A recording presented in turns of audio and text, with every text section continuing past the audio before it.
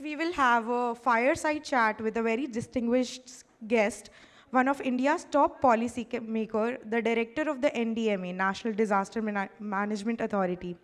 And this discussion will be carried forward by the great Dr. Satish, who has been a beacon of energy efficiency agenda.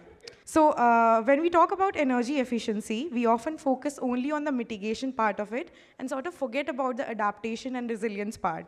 So in this session, we'll watch as Dr. Satish and Dr. Kamal Kishore turn the conversation around and incorporate resilience into the energy efficiency discourse. We'll start now. So welcome back everyone to the last session for the day. So our next session is a fireside chat delving into the topic of mitigation and adaptation, never the twain shall meet. In this fireside chat, we will delve into the imperative for global collaboration in both mitigating and adapting to the far-reaching impacts of climate change. The built environment plays a crucial role in fortifying our infrastructure against rising temperatures and extreme weather events. This fireside, this fireside chat will scout the blueprint for urban planners, architects, engineers, climate financiers, and policymakers to collaborate on these topics effectively.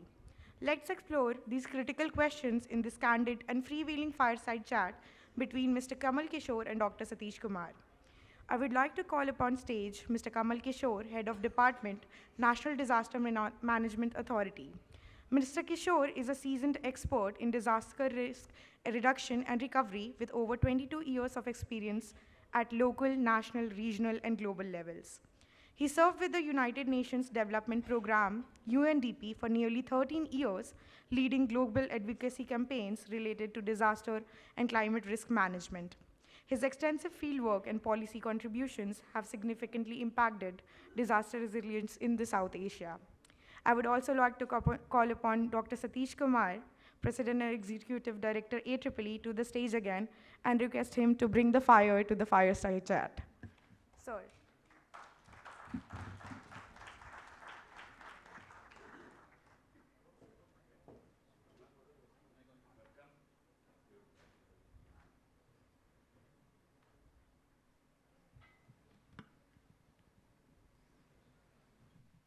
So before we start, I just want to let people know that Kamal and I are IIT Roorkee alumnus. And so it's even a bigger kind of like a pleasure for me to be hosting Kamal for this fireside chat. And I'm sure that the audience that is here is very keen to listen to him and benefit from his deep knowledge of this area. So we know that climate change is upon us. It's a pretty drastic situation. It's like all hands on deck. Everybody needs to be working and thinking about it. And the disastrous consequences of some of the climate change impacts is something that is the bread and butter of Kamal, because he was just talking to me about things that are happening around the country and what kind of his daily routine is. So we are, of course, very, very privileged to be here. As Soumya mentioned, that many times what happens that the mitigation community and the adaptation and resiliency community, we feel that they are two sides of the same coin, but we struggle to work with each other. And I just remembered that another community that with whom we have a love-hate relationship is energy efficiency and renewable energy. So Kamal, if you indulge me, I would like to actually do a little bit of an act here and just demonstrate that why is it so important for all of us to work together, whether it is mitigation, whether it is adaptation, whether it is energy efficiency, whether it's renewable energy, whether it is energy storage. So can I request people to help me in this act that we want to do?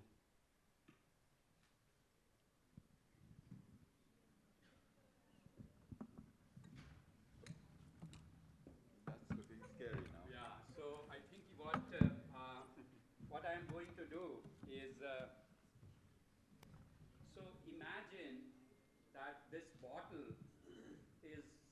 building.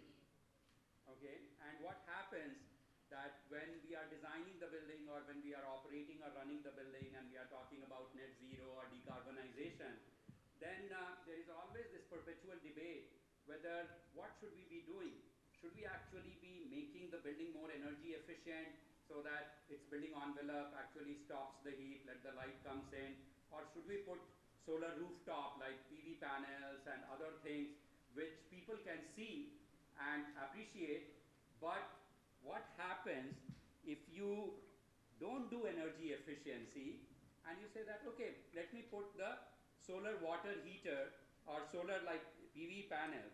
So this is the outcome.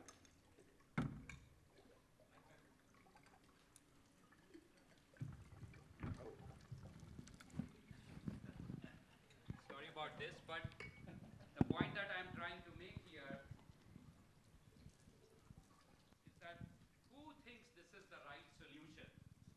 And I think as sometimes people who work in the energy efficiency community, we feel that increasingly the world and I think the environment around us, we are not focusing on the first principles in terms of how to go about solving this net zero or this challenge, but we are trying to do superficial things just to show the world.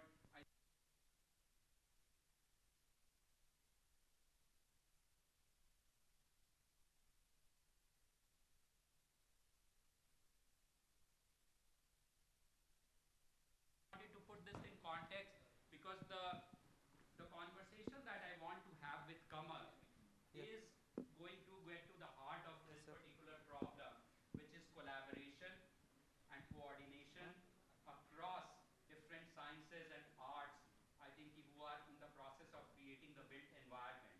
So whether we are talking about architects, whether we are talking about planners, whether we are talking about climate financiers, whether we are talking about the disaster management or the resilient community, sorry. My voice is booming, so I hope people were able to hear me. Uh, we need to find what is the template that would allow us to work together. So what I'm going to do is we all know, I think, what kind of disasters that India has faced in the form of floods or landslides in the Himalayas or over our coastline, hurricanes and other things. So what is the prognosis for future? What is it that keeps Kamal awake at night? And what are his wise words for this audience, which is, Kamal, largely, I would say, a mitigation-focused community. But it's a great opportunity for you to share your thoughts in terms of what we can do. So I'm going to start. So first of all, Kamal, my first question is that tell us a little bit about your childhood.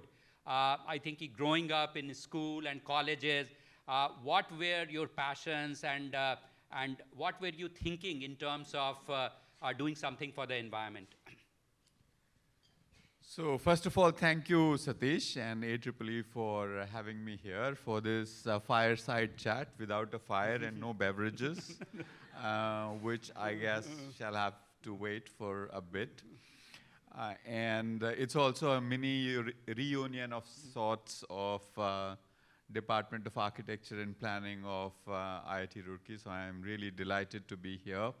I've followed your work and AEE's work from a distance, so I'm very happy to be with you and this community today. Before I answer your question, I also want to say one more thing, that on an average, I give a talk. Yesterday, for example, I gave a talk at the National Defense College once a week, sometimes twice a week, but on an average, once a week. And in most of those talks, there are about 50% people I know. And this is the first time that I know only 2 persons in this entire room. So that's refreshing, and I hope, I hope you will find what I have to say interesting, because you haven't heard it before, at least not from me. So it's refreshing, so thank you for creating this opportunity for me personally.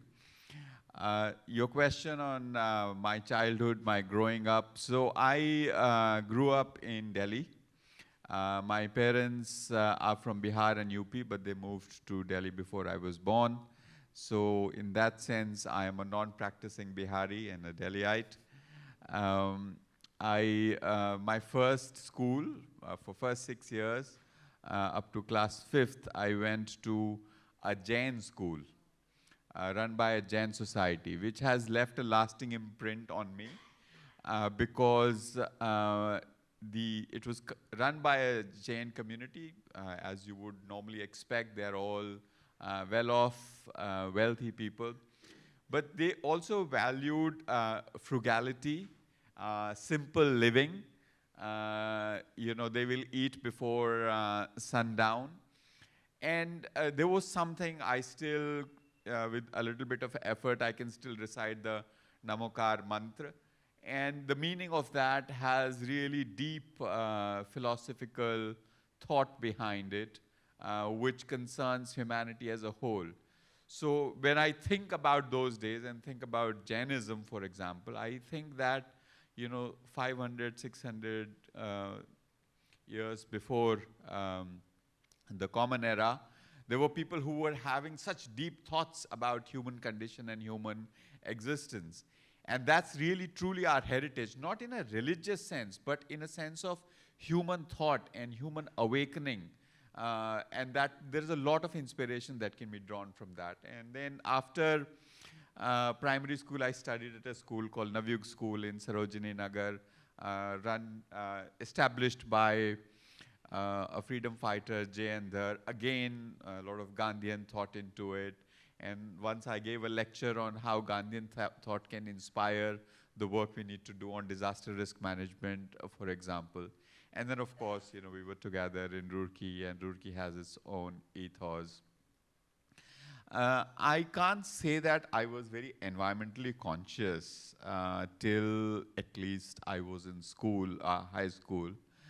But what is very clear is that the education that I had a very strong moral compass, that it's not about you, it's about us. All our destinies are tied together, and we really have to look after each other to be able to do that. So in that deeper sense, and that includes not just human beings, but all creation, in that sense, you can say that at a meta level, I was environmentally conscious. Of course, as I went to the school and then to the university, now called IIT Roorkee, I became more conscious in a more sort of, I acquired more jargons, let's put it this way. So that's my story very quickly. That's very humble of you, Kamal. I think given your accomplishments. We have some IIT Roorkee students also, I think, who have come to attend. I think there was a group. Can you raise your hand? Yeah, maybe I think you can catch hold of Kamal, I think, after this. And also, I think the point that you made about the Jain religion and the Jain philosophy, I'm a little bit aware of that because my wife comes from a Jain family, and I think some of the customs and culture that we have imbibed from that. My wife is also a Jain. Okay. And it has got nothing to do with me going to a Jain school. Maybe at a subconscious level it is, but I don't know. Okay. So one very interesting thing, just an anecdote, Kamal had invited me on this weekend, and that also shows the kind of the thoughtfulness and the philosophy of Kamal, that he has invited some of very eminent vocalists and classical musicians at his home. I think this was happening in Pandara Park home, in his living room. You think that you have to go to a concert hall, and it was just a group of like maybe 20, 25 people. And to my surprise, I know that Kamal was into Kalsok and other things at that time, but he was playing Tanpura, I think, along with some of the other musicians who were there. So it was just fascinating to know about it. So Kamal, just to continue, disaster management as a topic, it's not a topic that people will think about as a career. right, that, hey, this looks like such an exciting or a sexy topic, and I think I should go into this. So what made you go into this field? And I think what were some of the maybe trigger points, or maybe I think some interactions, or like some observation that you had, which actually allowed you to move into this area and doing this kind of high impact work? You know, since this is not a curated conversation, and I have to be very frank and honest, I had no grand vision. I can't claim any foresight for what I'm doing right now. In 1991, when I was still at IIT Roorkee, in the first week of October, I went on a trek to Uttarkashi, and I had a great time. Two of my classmates also went. And 2 weeks later, there was an earthquake in Uttarkashi, the first earthquake in, you can say,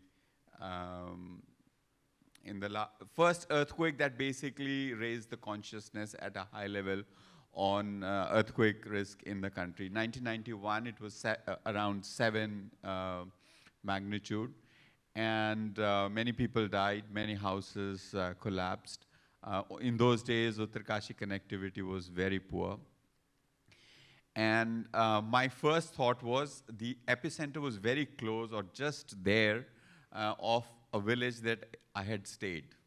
So I said, ki, kuch karna chahiye, I should do something there. And then I got involved a little bit, and then one thing led to the other. And then the challenge, when I went there, and soon after I graduated and started working for an NGO, Taru, reconstructing a village. And the challenge was, there was no road to the village. You had to walk 40 minutes to get to the village.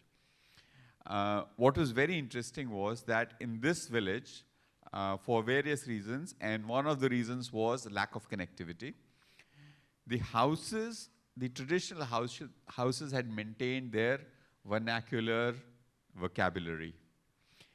And as a result, none of the houses had collapsed.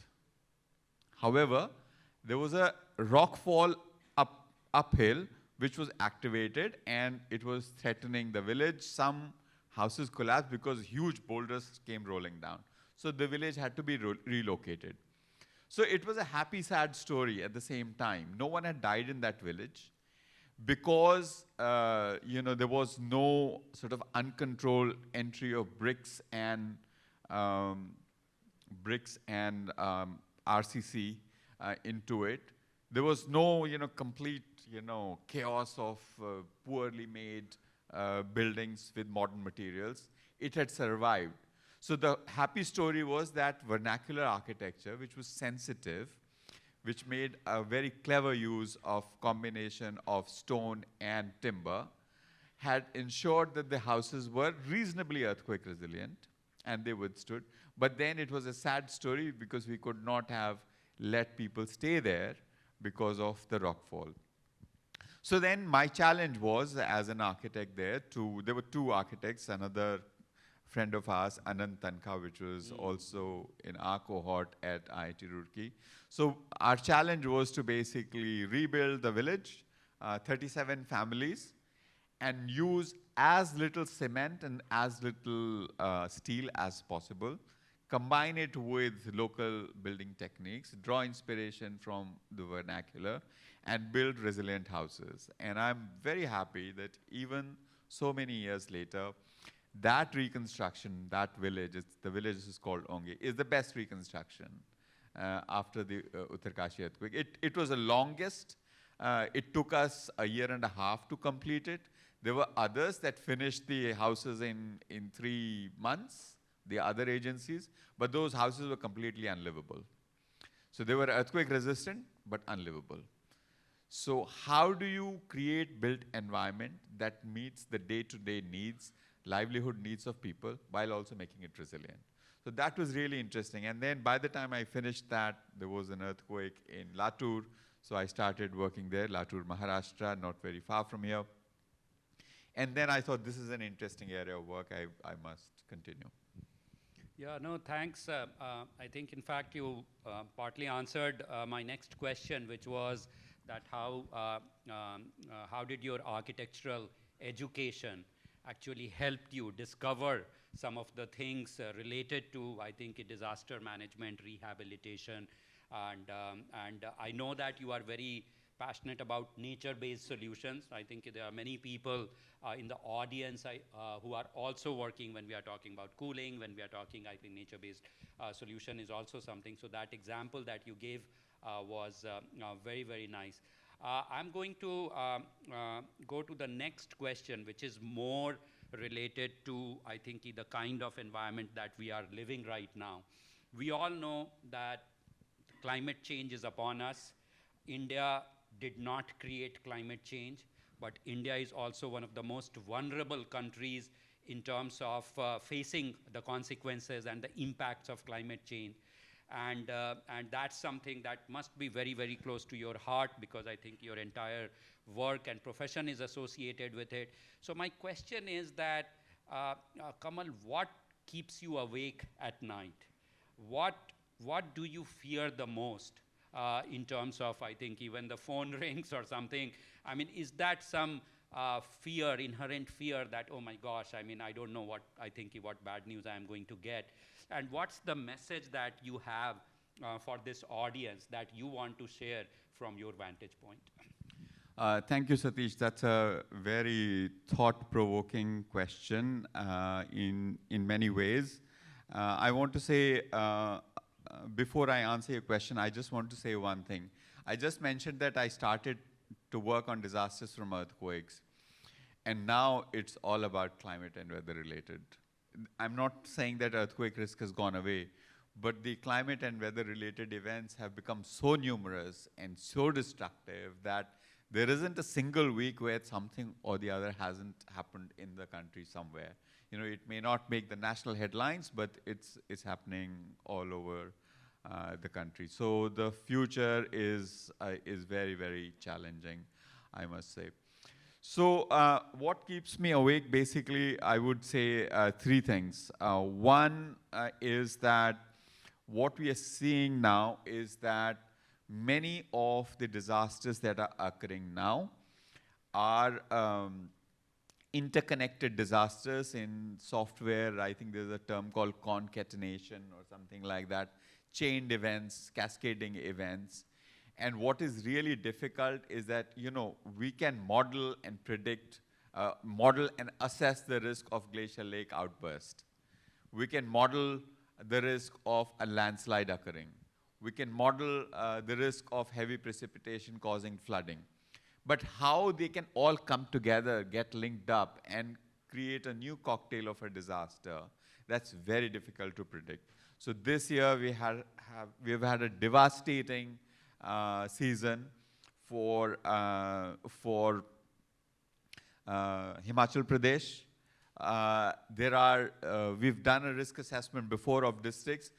Districts that are classified as moderate risk have seen enormous losses. You know, the whole place is completely shaken up. For various things that happened globally, the events in Sikkim did not get the kind of media space that they should have. But the Sikkim disaster, Teesta Valley, I mean, it's just like, I mean, we talk about build back better. I don't know how we're going to build back better. You know, it's going to be such an enormous challenge. So one thing which really keeps me awake is how are we going to deal with these cascading events for which we have little precedent, or the precedent is very, you know, very different, you know, if you can call it a precedent. So this new pattern which is emerging, where many things come together and create something difficult to predict, everybody is downstream in that sense. So that's one thing. The second thing which worries me a lot and which will connect with this audience, I hope, is the problem of heat. The problem of heat is such that when I joined NDMA, only from the perspective of mortality, you know, only from the perspective of mortality, not so much from the perspective of deviation from the normal, only from the perspective of mortality related to heat wave. And it's a complex issue, attribution and all, we don't get into there now. We said that there are 8 states in the country that we need to focus on. 8 states there where we need to sort of write advisories to them before the heat wave season, sometime in the middle of February or end of February, get them ready. Just life-saving measures. I'm not talking about morbidity. I'm not talking about productivity losses. I'm not talking about increased energy consumption and everything. And now we have to focus on 23.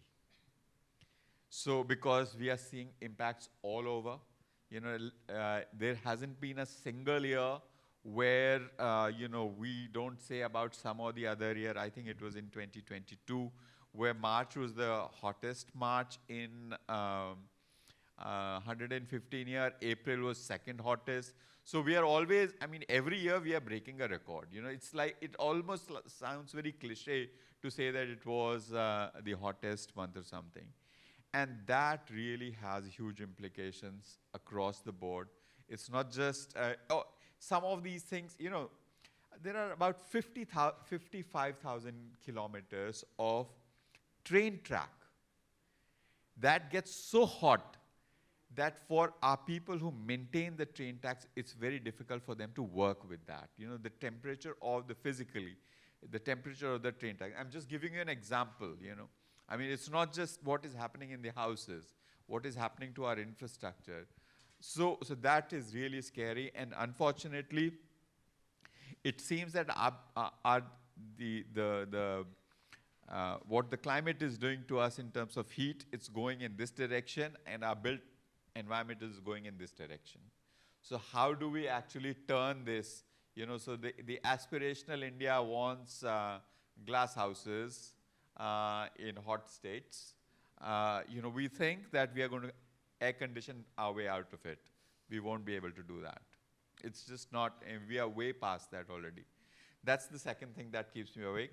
And the third, and this is very important that I highlight this as not just as fellow professionals, but as citizens of the country, earthquake risk in the country. So we did, Amir Bazaz is here. We worked together on a biennial report for the Coalition for Disaster Resilient Infrastructure. And for the world, we are finding that 30% of the risk, 30% of the risk of losses is still from geophysical hazards. So the good thing about geophysical hazards, such as earthquakes and tsunamis, is that they don't happen very frequently. But these low frequency, high impact events are very important.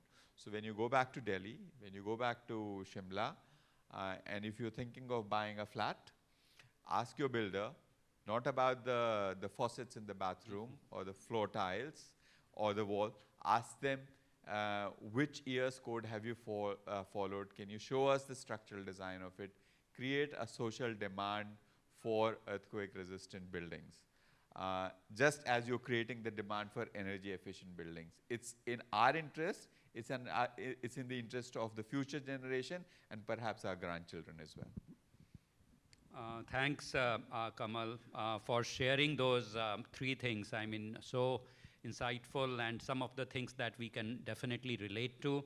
On the heat stress, it's a topic that AEEE and many of the other organizations who are present here, we work on cooling, we work on thermal comfort.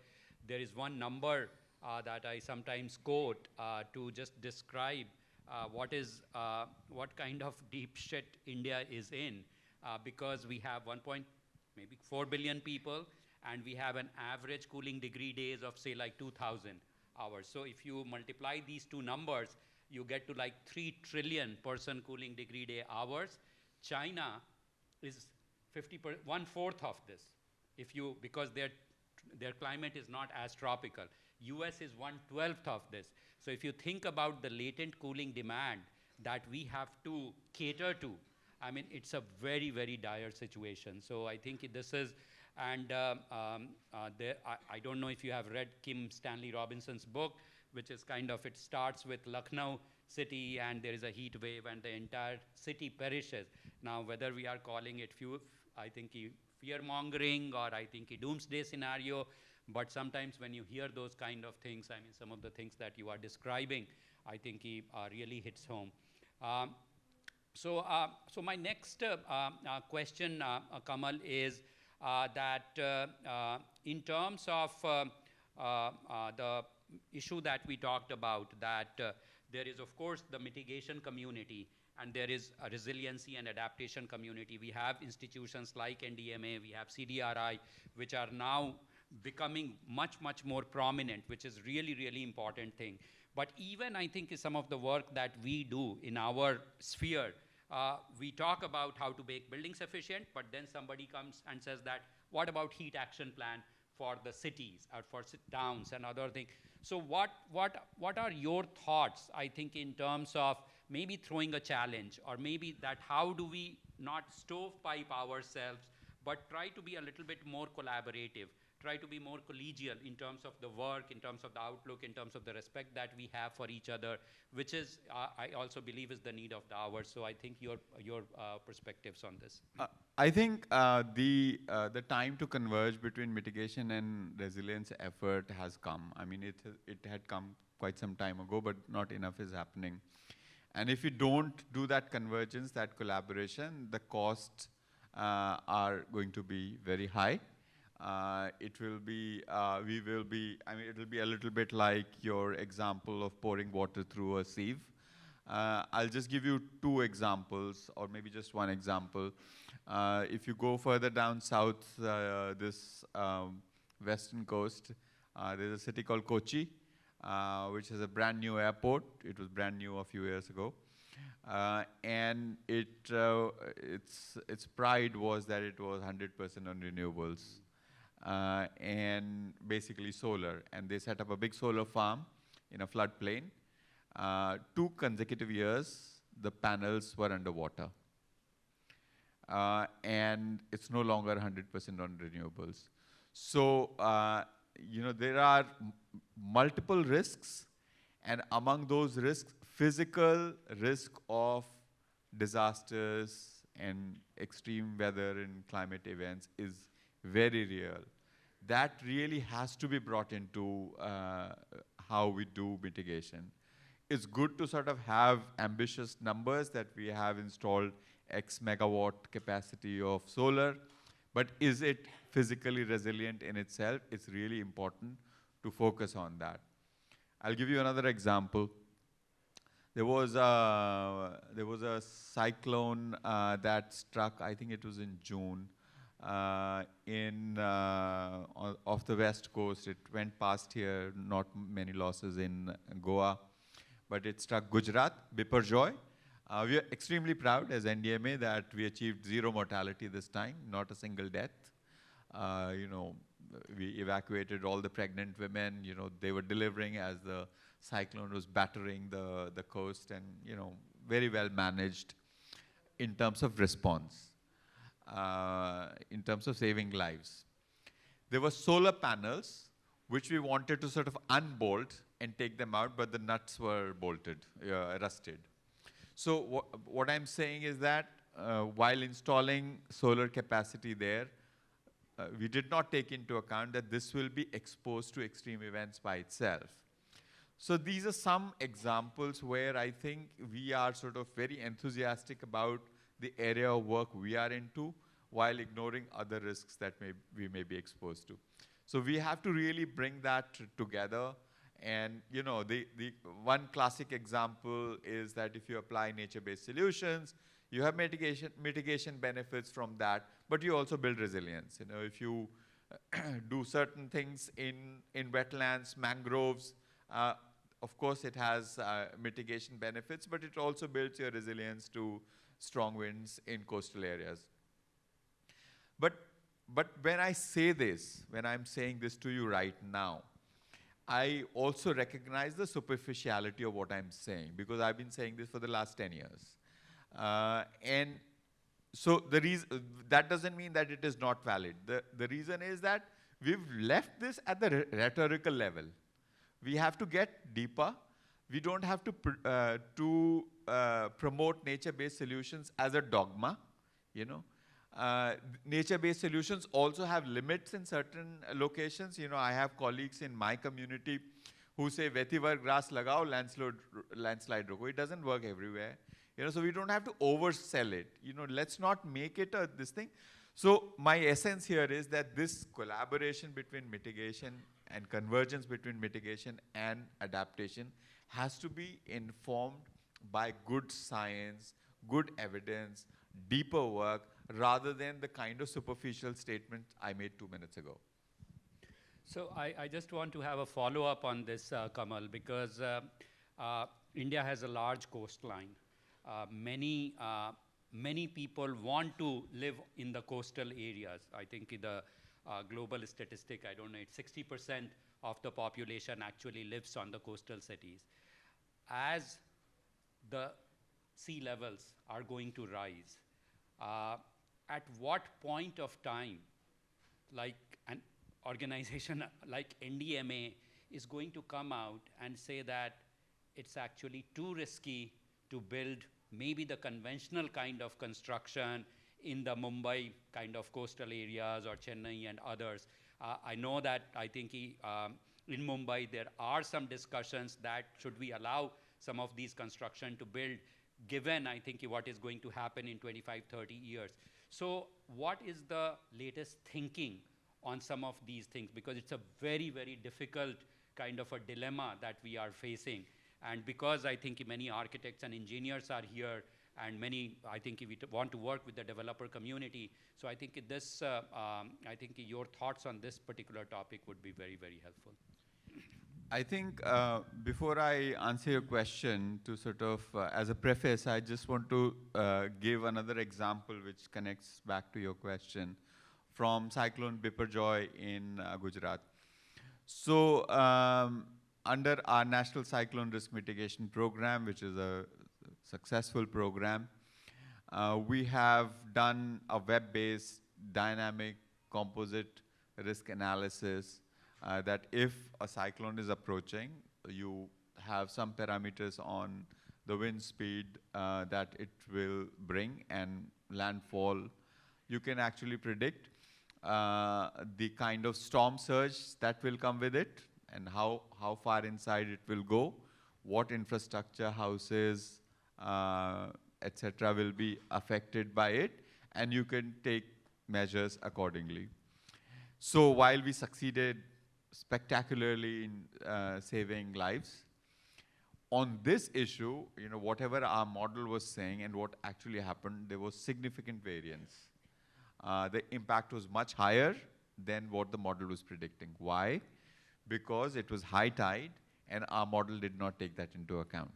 I mean, it sounds silly, but this is what it happened. So what I'm saying is that when the sea level rises by 30 centimeters, the kind of impact you will see not just on a day-to-day basis, but also of extreme events such as cyclones, the storm surge that will accompany and ingress it will have, the salinity it will bring to not just urban areas, but also agriculture fields, will be another order of magnitude. And you're all experts in your field. You know that when these things change slightly on the margins, on the extremes, so if I were to give an example of wind speed, if the maximum wind speed goes from 180 to 200, the impact doesn't go up by 10%. It goes up by 100%.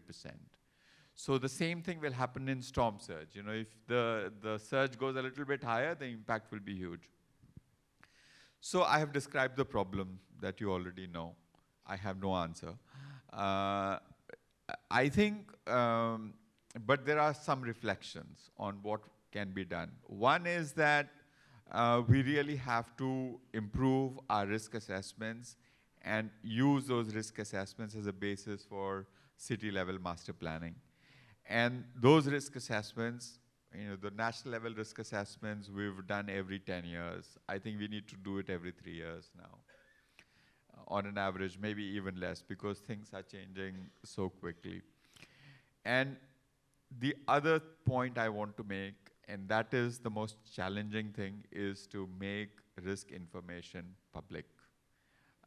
So my ideal situation would be that you are able to key in your PIN code, Delhi 110003, and you know what is the flood risk, you know what is the risk of soil liquefaction in case of an earthquake. I think it is possible to do that, but I think it requires a leapfrogging into a different kind of information culture. Because it also has, sharing risk information also has many unintended consequences. So we have to be mindful of that as well. So it's not like, I mean, because I work on disaster risk management, I will only talk about disaster risk information. But there are many other kinds of attributes to a location. So it has to be done very carefully and thoughtfully. But it is really important that we make that more available to general public. A corollary of that is that now, more than ever before, we have tools that are available publicly. You feed in your own data and you can get some estimation of risk. There's a lot that can be done using crowdsourced information on some of the patterns locally. So I think these are some nebulous ideas on how we are going to deal with these, really unprecedented changes in some locations, including coastal areas. I can relate to one thing when you said that as the climate is changing. I remember when I was doing my PhD, there used to be a typical meteorological year. So there used to be called TMY data, which we used to put in as energy simulation model, that if you are putting, like you are going to design your building in Delhi, and that was based on 30 years, previous 30 years. And now with the rapid kind of transformation of climate, I'm just thinking that, whether that is valid, and I know that there is some work happening which is redefining, I think, because otherwise the building that you design is not for the climate that is, I think, prevailing today, but what was prevailing 30 years ago. I have one last question before sort of like opening up for the audience. I'm pretty sure that there will be people who would want to ask questions. So you referred to information, you referred to modeling. There is one particularly, I would say, burning topic. I'm pretty sure that a lot of people are interested in this, and that's a topic related to data. And whether we are talking mitigation, adaptation, how do you collect data? What is consumer rights to data? How privacy issues are going to impact these data? What kind of data government wants to keep confidential for maybe national security reasons and other things? From your kind of domain, I think, and you are at the highest policymaker level, what are some of these elements that that we need to keep in mind? Because sometimes there is this knee-jerk reaction, oh, government should make more data available, and why? So I would like to get your thoughts on this. So I will address that question from the disaster risk management perspective. So basically, there are three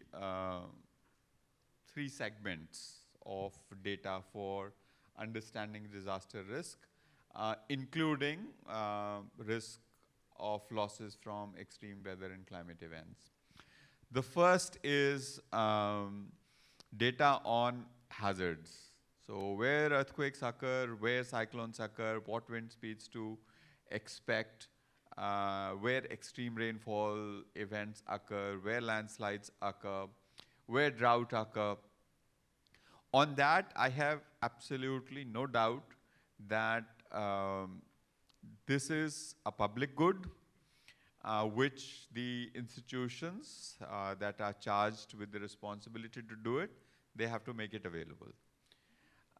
So we have seismic microzonation of 30 cities that has to be made available. Yes, maybe in some areas where there are national security concerns, maybe that information cannot be made available on high resolution.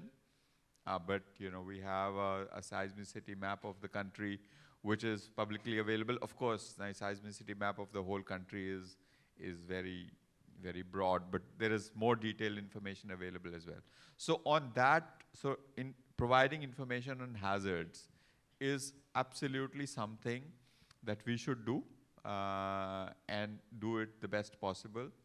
So if off the coast of Odisha, wind speeds are changing, there should be a new wind hazard map as a result of more frequent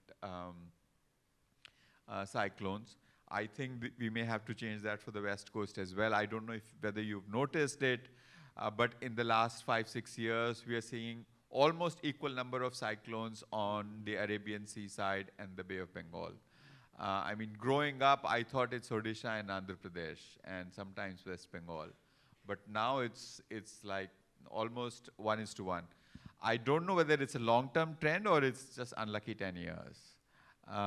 So which has implications for how we define the hazard on the West Coast. So that's one. The second is where our assets are, where people live, where infrastructure is, where economic activity. I think there we need a much greater collaboration between public, private, civil society, communities themselves, that, how do we have a better information base?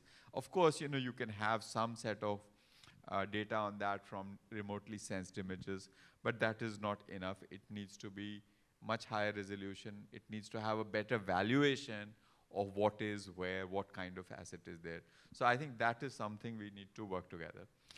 The third and most complicated one is understanding the vulnerability of these assets and people. So you may have houses here in the West Coast, and you may have equal number of houses in the East Coast, but I would reckon that in the East Coast, the houses are more vulnerable, so they get blown away more easily. So what are the kind of vulnerability functions? If you have this kind of wind speed, this is the kind of loss. Here, I think we need a kind of a revolution where everyone needs to do this. It's not just government, it's not just private sector. I think all the architecture colleges, I urge you, whenever there's a disaster, go collect data. If you're an engineer, there is no better place to learn civil engineering than a disaster site. You know how structures fail. When, what details did not work in a particular structure so that its roof got blown away. So I think that we are still, in some cases, we are using vulnerability functions drawn from other countries. This is a different example. USGS, US Geological Survey, whenever there's an earthquake anywhere in the world, within half an hour, they give you probabilities of losses. Human losses, but also property losses. And that is because they have done the tedious, unattractive, boring work for which you get no credit, of collecting that base information, base analytics, understanding vulnerabilities. So I think that's where I think all of us need to work. So thank you, Kamal. I have been bombarding you with a lot of questions. Before I open it up for the audience, do you have any questions for me?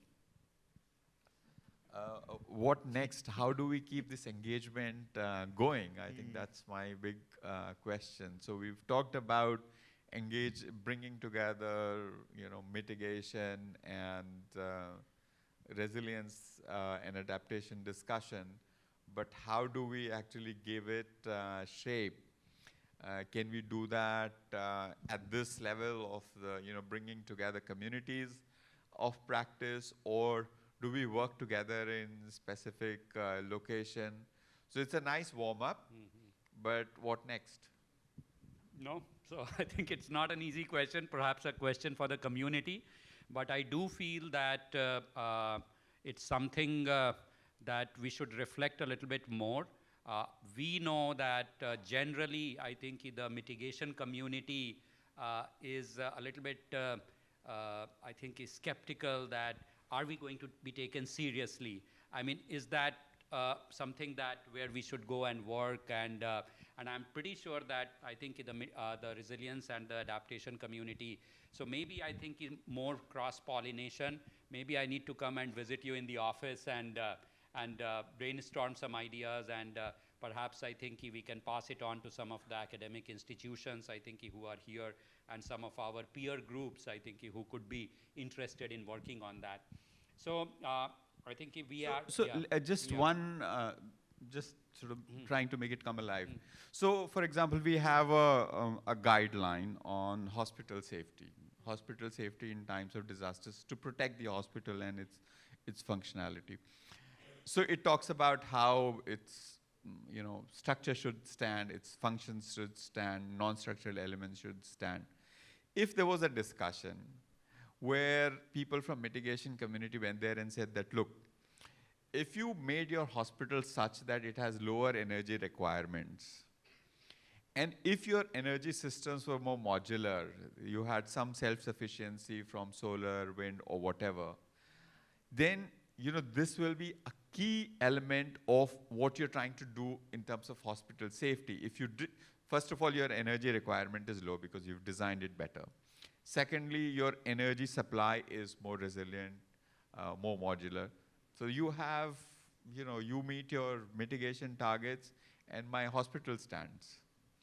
So it's very interesting you mentioned hospital, because we just did a carbon footprinting exercise of the Indian healthcare sector with the Ministry of Health. But like you said, we focused on energy. We did not kind of extend ourselves to the entire structure. And these are some, I think, good suggestions. I'm pretty sure that my team will be taking notes here, and we can brainstorm on some of these ideas further. I would like to open it up.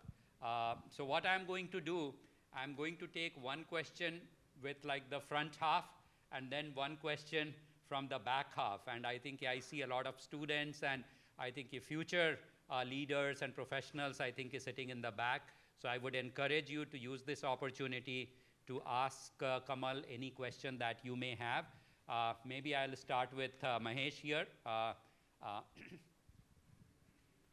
Okay, so I think, Satish, you are introducing question portfolio obligation here, similar to renewal portfolio obligation. But Kamalji, excellent thoughts that you shared, and Satish, thank you for organizing this. So one question to you, Kamalji, is if we had, say, $100 million, what would be your recommendation to invest into resilience, adaptation, and mitigation? In short, if you have a bucket of 10 beers, 2 should go to Satish and 8 to you, or 5 and 5, or 2 to you and 8 to Satish. So that's first question. And the second question, I would like to sort of, on a bit of a serious note, would like to understand what is the perspective of transitional finance, and is there any data going from your sort of— What finance?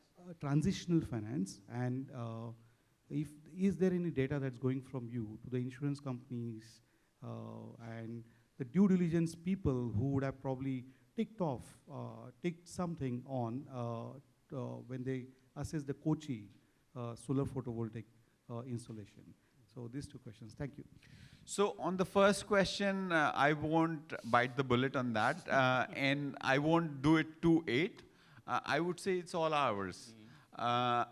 Okay, there are some things require focused work on mitigation, so maybe 2 for that. Focused work that requires resilience, 2 for that. And then there are many things which actually do both things. It's not like, so for example, if you make all your buildings energy efficient, this thing, it saves my people from dying of heat. So it's not, I mean, that sort of saying that this is mitigation, they are the same. I mean, the mitigation and adaptation is something, it's a conceptual frame.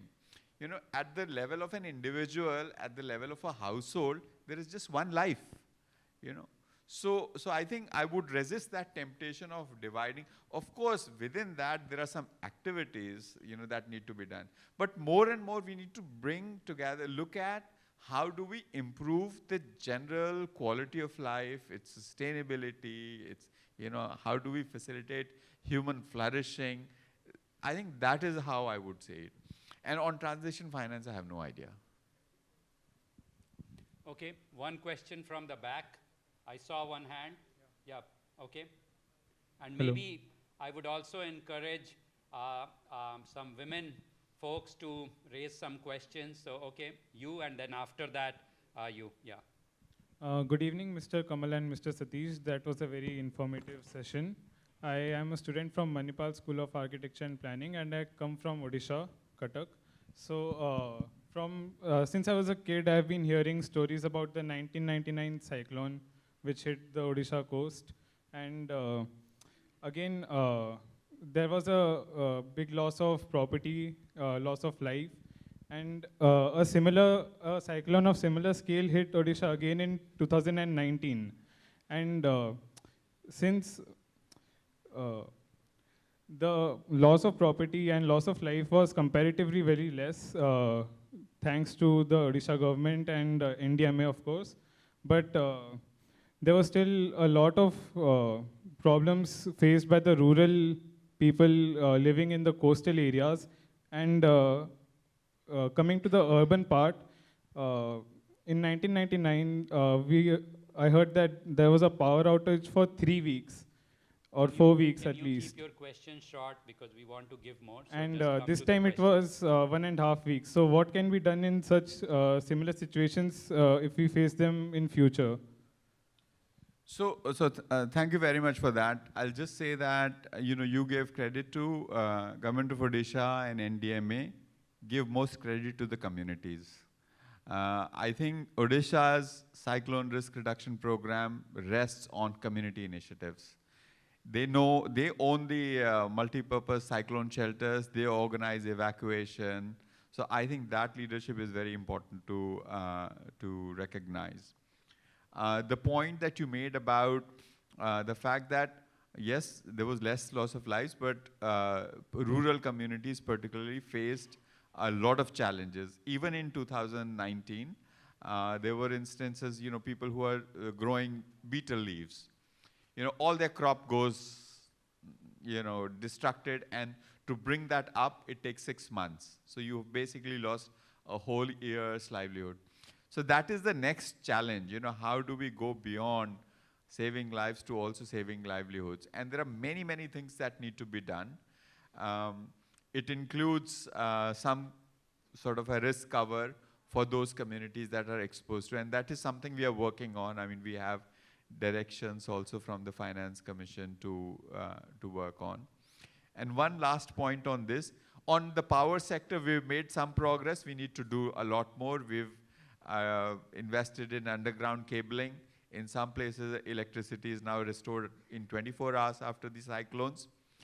But it is also not that simple. If we had time, I would explain the whole complexity involved with the underground cabling as well. My last point is that we really need to move towards a regime where every house is a cyclone shelter.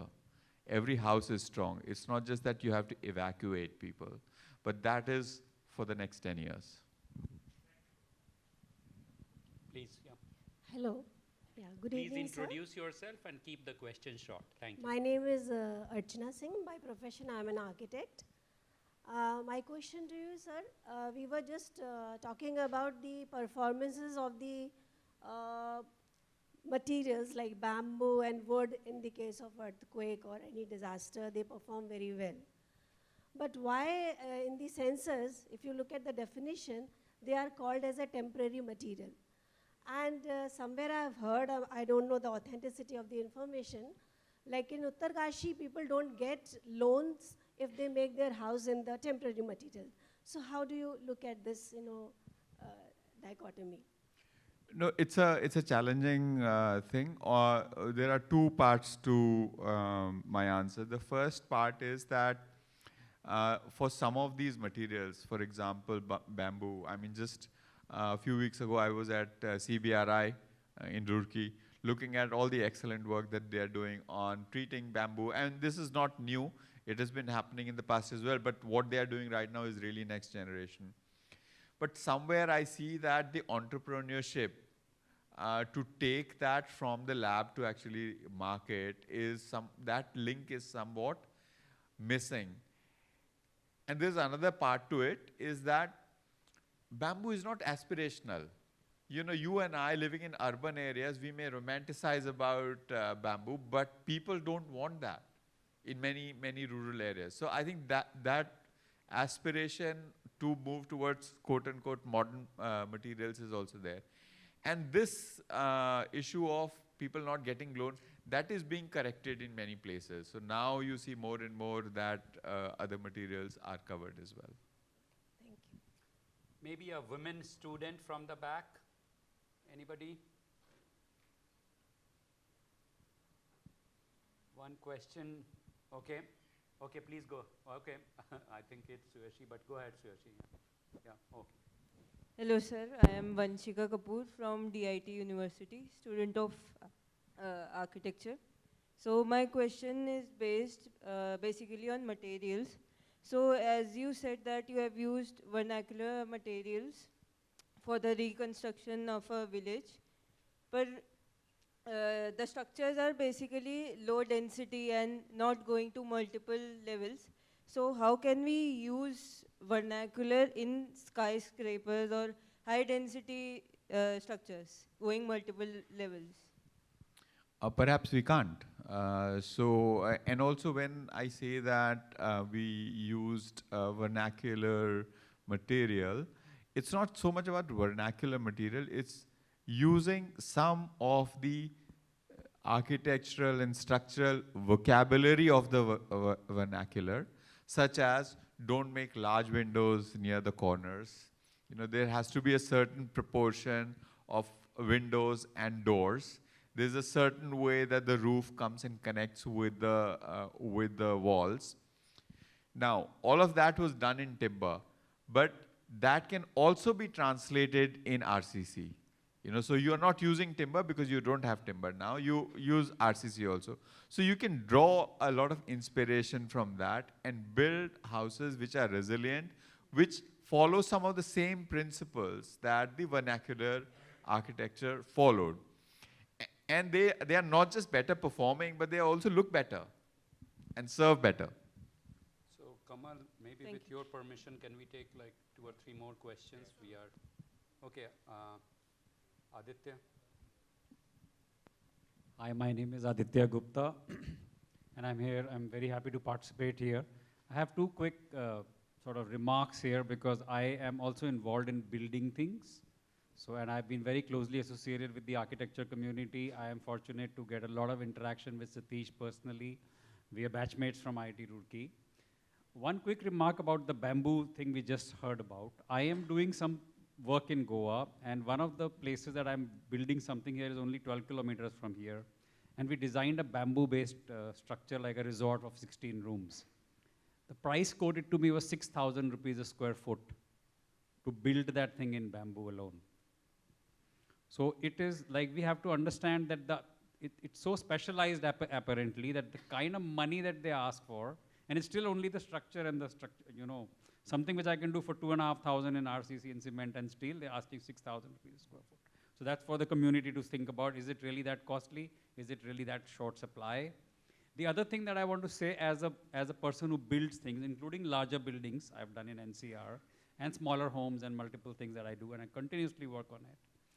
When I speak to this community and I speak to very, very learned people and I get an opportunity to interact with a lot of them, there is a lot of, you know, very high level, very strongly worded, very, very scary scenarios.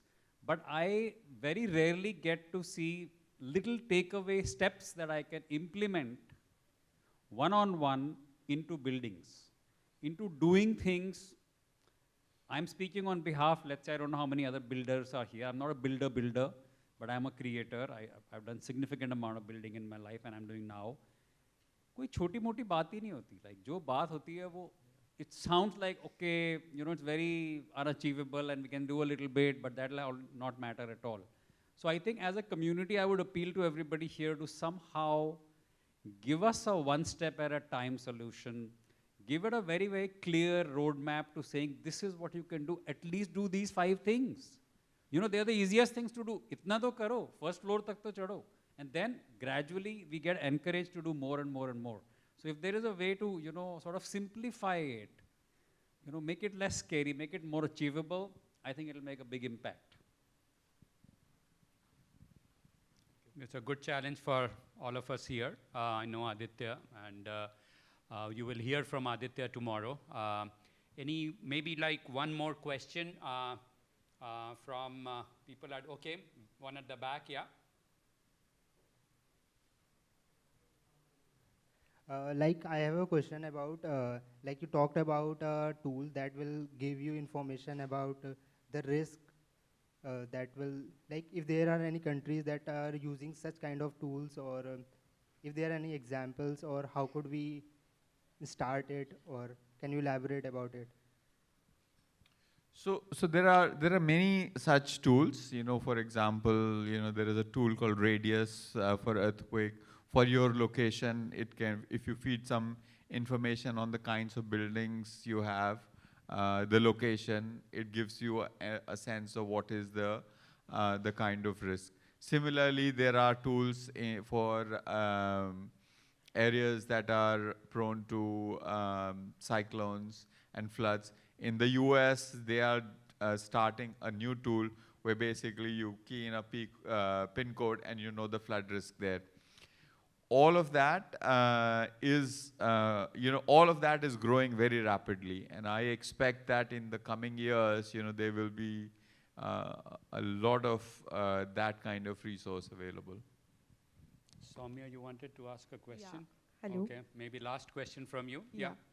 So, sir, my name is Soumya. I graduated from School of Planning and Architecture, Delhi, with a B Plan degree, Bachelor in Planning degree. And you said something about city master plans. So city master plans are basically vision documents. You create them for like 20 years or 30 years. And we also integrate disaster risk management some factors inside, where we do some vulnerability assessment or some land suitability analysis. But mostly what I see when it comes to translation of the plan, it is not very well translated. It talks about a lot. So I was just asking, where does the gap lie? Do the DMAs of the state or of the city, whatever is there, and the DAs, the development authorities, do they ever converse? Like when we were building the 41 master plan for Delhi, Abhi, so there were multiple stakeholder discussions where I think NDMA was also a part. So where does the gap lie? That's an essay type question. So I think there are many gaps. Number one is that I have to say that a lot of the times the discussion between people who work on disaster risk management and urban planners is not very collegial. It's very adversarial. And the other thing, so that's not a gap, that's just a fact. One is from the disaster management side, we are not able to provide risk information which is cogent, understandable, actionable, usable by urban planners. Yeah. For example, the seismic microzonation of Delhi. How do you actually use it to do risk-sensitive land use planning? So I think there has to be some much greater interaction. So that's one thing that I would say. The second is that when you translate, so risk reduction itself is also a relative thing, in the sense that there are some risks that you have to accept, that this risk we will live with, and there are some risks that you can't accept. So I think we have to have a more sort of graded or more nuanced conversation about risk, both disaster risk as a whole, but also risk posed by climate. And once we have that, then we can translate risk information into how we do urban plans. And of course, the implementation of the master plans is quite another story. Yeah. That is an ongoing negotiation on a day-to-day basis. that's where, I mean, the kind of things that IIHS does in terms of citizen engagement and creating a social demand for resilience. So let me just say this. So it's very, if you provide a reliable power, reliable transport connectivity, you are meeting a certain social demand. When are we going to have a social demand for resilience? Awareness is key, I think. Thank you, sir. Okay. Thanks a lot, Kamal. Let's put our hands together for